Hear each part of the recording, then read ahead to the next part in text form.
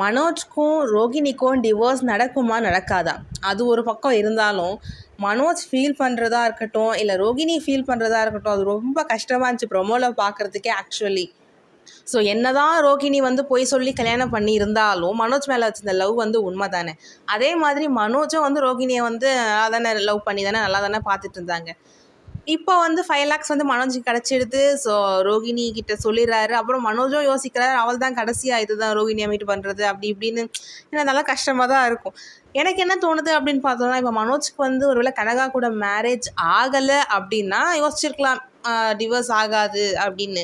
So இப்போது கனகா கூட marriage ஆகவே ஒரு திங்கிங் என்ன வருது அப்படின்னா, மேபி டிவோர்ஸ் வந்து கிடச்சிடும். ஸோ ரோகிணி பாட்டுன்னு போயிடுவாங்க அப்படி தான் நான் நினைக்கிறேன்.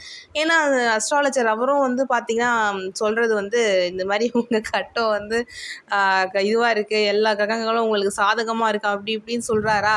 ஸோ அவர் சொல்கிற மாதிரி தான் வந்து நடக்குது. ஸோ அவர் சொல்கிற மாதிரி நடக்குது அப்படின்னா டிவோர்ஸ் கட்சி தான் ஆகும். மனோஜோட லைஃப் கனகா கூட இதுவாகும். ஸோ கனகாவும் மென்டலி சரியாயிடுவாங்க.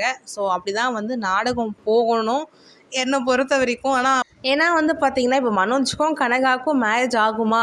சத்தியமாக ஆகாதுன்னு தான் நான் நினச்சி நின்றேன். ஆனால் அதுவே ஆயிடுச்சு.